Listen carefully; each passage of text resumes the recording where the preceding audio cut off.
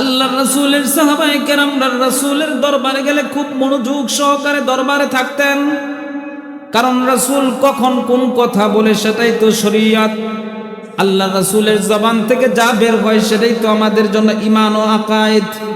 আল্লাহর রাসূল আমাদের জন্য যা বলেন ওটাই তো আমাদের জন্য অমূল্য রতন। সাহাবায়ে কেরাম সকলেই মনোযোগ সহকারে শুনতেন।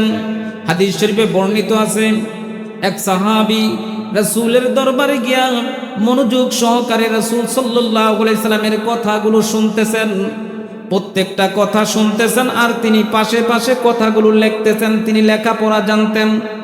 পাশের সাহাবী ডাক দেয়া বলেন, ভাই তুমি যে প্রত্যেকটা কথাই লিখে লিখে রাখতেছো, আমাদের নবী মুহাম্মদ সাল্লাল্লাহু আলাইহি ওয়াসাল্লাম তিনি তো মানুষ, মানবিক কারণেও যদি তিনি কোনো কথা বলে থাকেন সেটাও যদি তুমি লিখে রাখো তাহলে কেমনে হবে? আল্লাহর রাসূল এই কথা শুনে ফেললেন।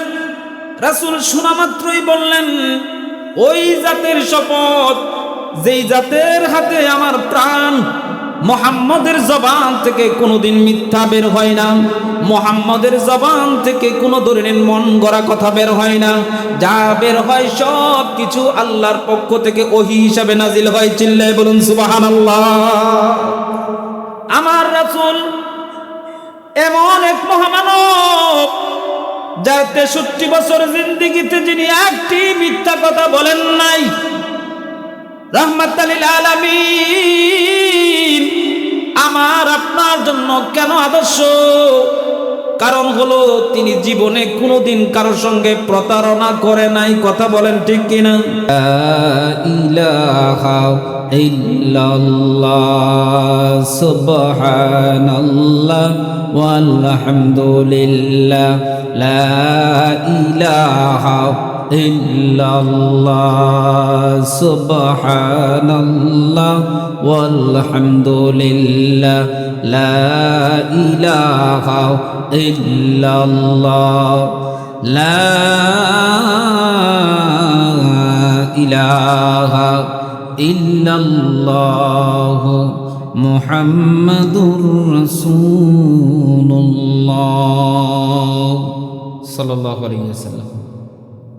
ইমামবাড়ি রিয়াজুল জান্নাত নুরানিয়া হাফিজিয়া মাদ্রাসা ও এতিমখানার উদ্যোগে দিস্তারে ফজিলত পাগড়ি প্রদান উপলক্ষে বড় বার্ষিক মহাসম্মেলনের সম্মানিত সভাপতি, দীর্ঘক্ষণ যাবৎ আপনারা কোরআন হাদিসের আলোচনা শুনতেছিলেন।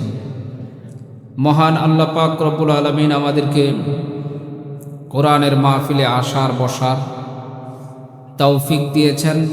আমরা আসতে পেরেছি, কোরআন হাদিসের আলোচনা শুনতে পাচ্ছি।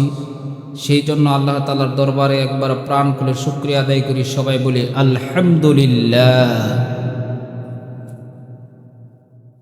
আল্লাহ তাআলার তৌফিক ব্যতীত আল্লাহ তাআলার কাউকে যদি তৌফিক দান করেন, কেবলমাত্র সেই বান্দাই নেক আমল করার সুযোগ পায়, নেক আমল করতে পারে। আর আল্লাহ তাআলা যাকে তৌফিক দেন না, শত সুযোগ সুবিধা থাকা সত্ত্বেও তার পক্ষে কোনো নেক আমল করা সম্ভব হয় না। বাড়ির পাশে মাহফিল, কিন্তু অনেক মুসলমান রয়েছে তারা এই মাহফিলে আসতে পারবে না, ফ্রি রয়েছে, কর্মব্যস্ততা থেকে সম্পূর্ণ মুক্ত রয়েছে, তারপরে ওয়াজ মাহফিলে আসতে পারবে না, কারণ নেক আমল করার তৌফিক হয় নাই। এজন্য এই ক্ষুদ্র থেকে ক্ষুদ্র নেক আমল করতে পারলেও আল্লাহর দরবারে শুকরিয়া আদায় করা, যেন আল্লাহ তাআলা আপনাকে বড় বড় নেক আমল করার তৌফিক দান করেন। সবাই বলি আমিন। এই যে আমরা শুরুতে জিকির করলাম এবং আমরা পড়লাম লা ইলাহা ইল্লাল্লাহু মুহাম্মাদুর রাসূলুল্লাহ, সবাই বলি সাল্লাল্লাহু আলাইহি ওয়াসাল্লাম। এই যে কালিমায়ে তাইয়্যিবা, পবিত্র কালিমা, এটার কত দাম, এটা কত মূল্যবান, এটা কত মহামূল্যবান এক রত্ন আমরা শিখেছি। এটার আকীদা, এটার বিশ্বাস আমরা যদি মৃত্যু পর্যন্ত ধারণ করতে পারি, এ কালিমার উপর অটল অবিচল থাকতে পারি, মৃত্যুর পরে আল্লাহ পাক রব্বুল আলামিন আমাকে আপনাকে নিরাশ করবেন না, বরং আল্লাহ পাক রব্বুল আলামিন কালিমাওয়ালা ইমানদার মুমিনদের জন্য এই 7 আসমান 7 জমিনের চাইতে বৃহৎ বড় একটি জান্নাতের ব্যবস্থা রেখেছেন। চিল্লায় বলুন সুবহানাল্লাহ। জান্নাত যদি পেতে চান, কালিমাওয়ালা ছাড়া এই পৃথিবীর কেউ জান্নাত পাবে না। কথা বলেন ঠিক কিনা? জান্নাতি হতে হলে আপনাকে কালিমার সার্টিফিকেট লাগবে। আপনি যে বাংলাদেশে বসবাস করছেন, আপনারও একটা লাইসেন্স আছে। আপনি যে এদেশের নাগরিক, আপনার একটা আইডি কার্ড আছে না, একটা ন্যাশনাল কার্ড আছে না? ভোটার আইডি কার্ডের মাধ্যমে আপনি একেবারে স্পষ্ট প্রমাণিত যে আপনি এদেশের নাগরিক। আপনি একটা বাইক কিনছেন, গাড়ি কিনছেন, ওই গাড়িরও একটা লাইসেন্স আছে। আপনি একটা মোবাইল ইউজ করতেছেন, ওই মোবাইলের একটা লাইসেন্স থাকে। তা আপনি পরকালে জান্নাতে যাব, জান্নাতে যাওয়ার কি লাইসেন্স লাগবে না? জান্নাতে যেতে হলে যে লাইসেন্সটা লাগবে, ওই লাইসেন্সটার নাম হলো কালিমা। কথা বলেন ঠিক কিনা? লা ইলাহা ইল্লাল্লাহ মুহাম্মাদুর রাসূলুল্লাহ। চিল্লায়ে বলি সুবহানাল্লাহ। লা ইলাহা ইল্লাল্লাহ মুহাম্মাদুর রাসূলুল্লাহ বললাম, এত সহজ একটা কালিমা, কিন্তু এটার ওজন কিন্তু ব্যাপক। এটাকে বিশ্বাস করা, এটার হক আদায় করা অত্যন্ত গুরুত্বপূর্ণ। নবী সাল্লাল্লাহু আলাইহি সাল্লাম বলেছেন, মান ক্বালা লা ইলাহা ইল্লাল্লাহ সিদকান বিকলবিহি দাখালাল জান্নাহ।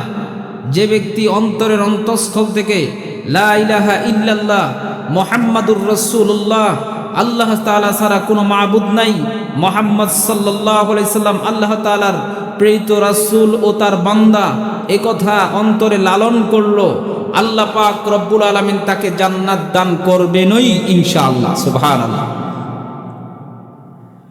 ওয়া ইন জানা ওয়া ইন সারাক, লোকটি যদি জানা করে, চুরি করে, তারপরেও আল্লাহ তাআলা তাকে এই কালিমা বিশ্বাস থাকার কারণে আল্লাহ তাআলা তাকে ফাইনালে জান্নাত দান করবেন। চিল্লায়ে বলুন সুবহানাল্লাহ।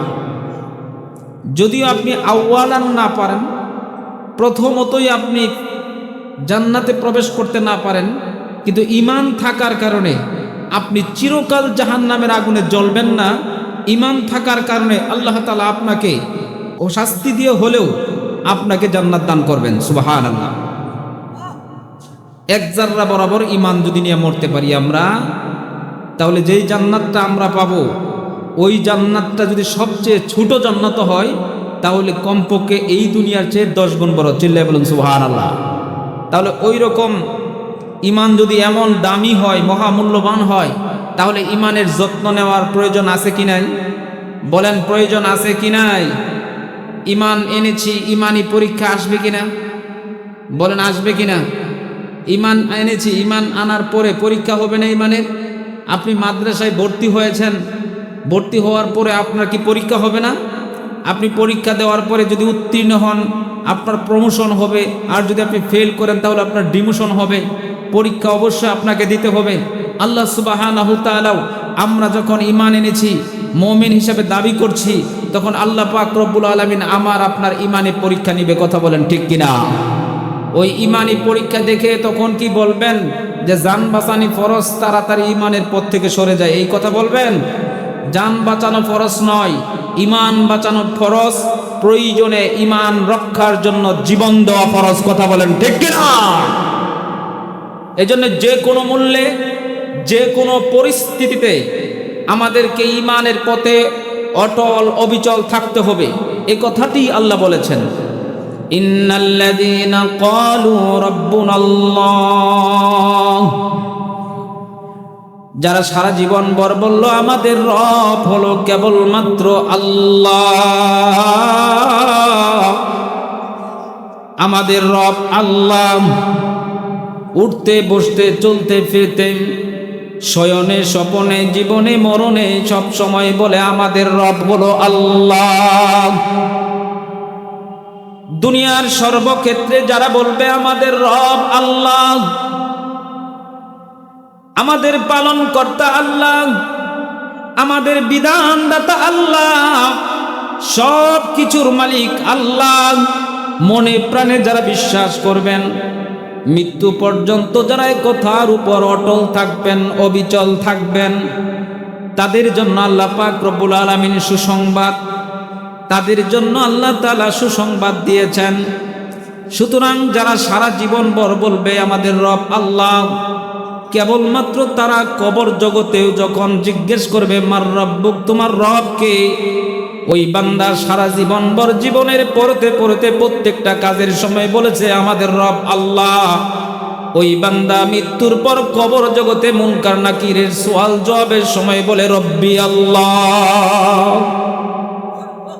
আর সারা জীবনের যত কাজ চলে, এই কাজে কর্মে বাস্তব জীবনে আমাদের রব আল্লাহ, এটা প্রমাণ যারা দিতে পারবে না, মৃত্যুর পরে যখন মুনকার নাকিরের সওয়াল জবাব করবে তখন এই উত্তর দিতে পারবে না আমাদের রব যে আল্লাহ, এটা সে বলতে পারবে না। সে বলবে হা হা লা আদরি, আমি তো কিছু জানি না যে আমাদের রবকে।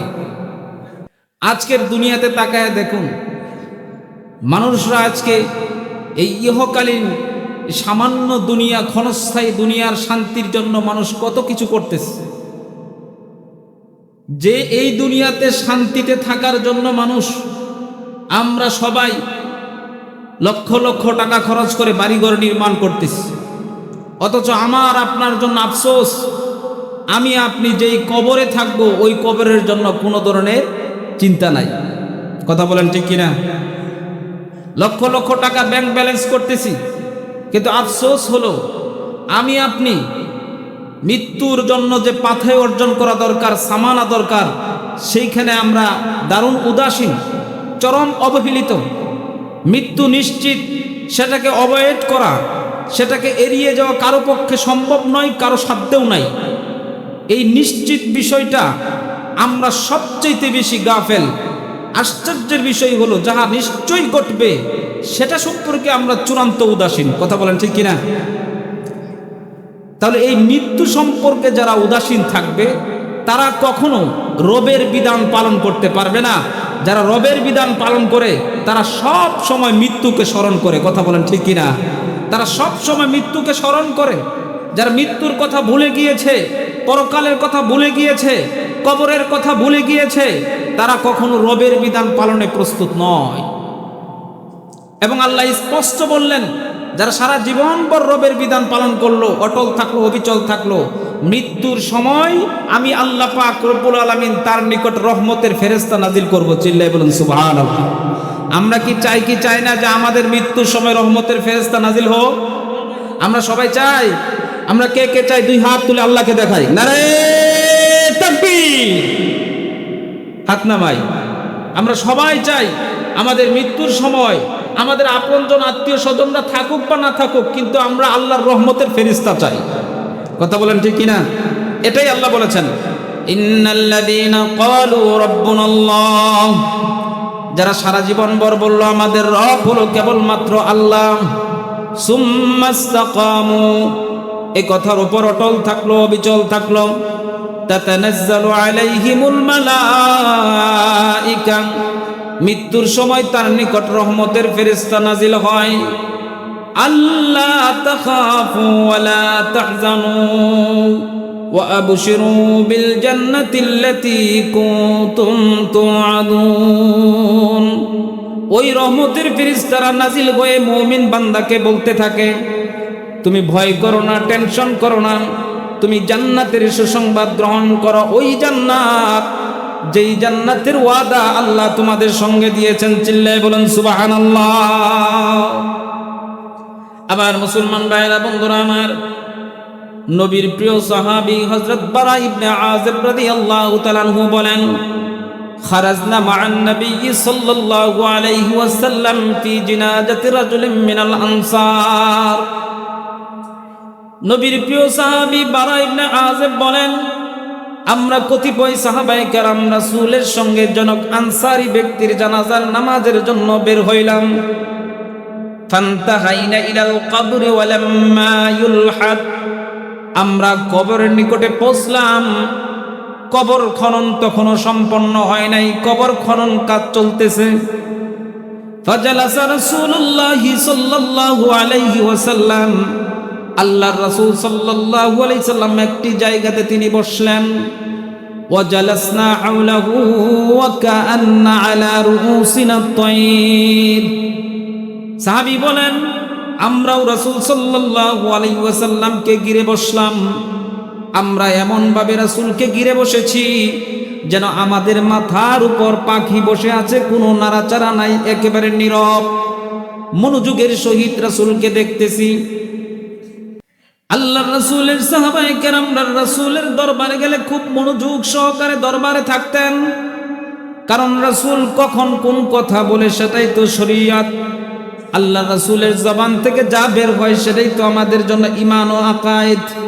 আল্লাহর রাসূল আমাদের জন্য যা বলেন ওটাই তো আমাদের জন্য অমূল্য রতন। সাহাবায়ে কেরাম সকলেই মনোযোগ সহকারে শুনতেন। হাদিস শরীফে বর্ণিত আছে, এক সাহাবী রাসূলের দরবারে গিয়া মনোযোগ সহকারে রাসূল সাল্লাল্লাহু আলাইহি সাল্লামের কথাগুলো শুনতেছেন। প্রত্যেকটা কথা শুনতেছেন আর তিনি পাশে পাশে কথাগুলো লিখতেছেন। তিনি লেখাপড়া জানতেন। পাশের সাহাবী ডাক দেয়া বলেন, ভাই তুমি যে প্রত্যেকটা কথাই লিখে লিখে রাখতেছো, আমাদের নবী মুহাম্মদ সাল্লাল্লাহু আলাইহি ওয়াসাল্লাম তিনি তো মানুষ, মানবিক কারণেও যদি তিনি কোনো কথা বলে থাকেন সেটাও যদি তুমি লিখে রাখো তাহলে কেমনে হবে? আল্লাহর রাসূল এই কথা শুনে ফেললেন। রাসূল শোনা মাত্রই বললেন, ওই জাতের শপথ যেই জাতের হাতে আমার প্রাণ, মুহাম্মদের জবান থেকে কোনোদিন মিথ্যা বের হয় না, মুহাম্মদের জবান থেকে কোনো ধরনের মন গড়া কথা বের হয় না, যা বের হয় সব কিছু আল্লাহর পক্ষ থেকে ওহী হিসাবে নাজিল হয়। চিল্লায়ে বলুন সুবহানাল্লাহ। আমার রাসূল এমন এক মহামানব যার 63 বছর জিন্দেগিতে যিনি একটি মিথ্যা কথা বলেন নাই, রাহমাতাল লিল আলামিন। আমার আপনার জন্য কেন আদর্শ? কারণ হলো তিনি জীবনে কোনোদিন কারোর সঙ্গে প্রতারণা করে নাই। কথা বলেন ঠিক কিনা? ওয়াদা ভঙ্গ করে নাই, কারোর সঙ্গে ধোঁকাবাজি করে নাই। যেই ব্যক্তি পুত পবিত্র, কাবলান নবুওয়া বাদান নবুওয়া, নবুয়াতের আগেও যিনি গুনাহ থেকে মুক্ত, নবুয়ত পাওয়ার পরেও যিনি গুনাহ থেকে মুক্ত, এরকম মাসুম নিষ্পাপ মানুষ তো আমার আপনার লিডার হবে। কথা বলেন ঠিক কিনা? আমার লিডার আপনার লিডার, আমার আদর্শ আপনার আদর্শ, আমার ঈমান আপনার ঈমান, আমার ইহকাল পরকাল আপনার ইহকাল পরকাল, সব কিছু নির্ভর করে আমাদের প্রাণের নবী মুহাম্মদুর রাসূলুল্লাহ। সকলে বলি সাল্লাল্লাহু আলাইহি ওয়াসাল্লাম। ওই নবী মুহাম্মদ সাল্লাল্লাহু আলাইহি সাল্লামকে নিয়েও মাঝে মাঝে আমার স্বাধীন সার্বভৌম বাংলাদেশে কিছু নাস্তিক ব্লগাররা রাসূলের পবিত্র চরিত্রের উপর কালিমা লেপনের অপচেষ্টা করে। কথা বলেন ঠিক কিনা? এ মুসলমান, ১৫০০ বছর হয়ে গেছে আল্লাহর রাসূল দুনিয়াতে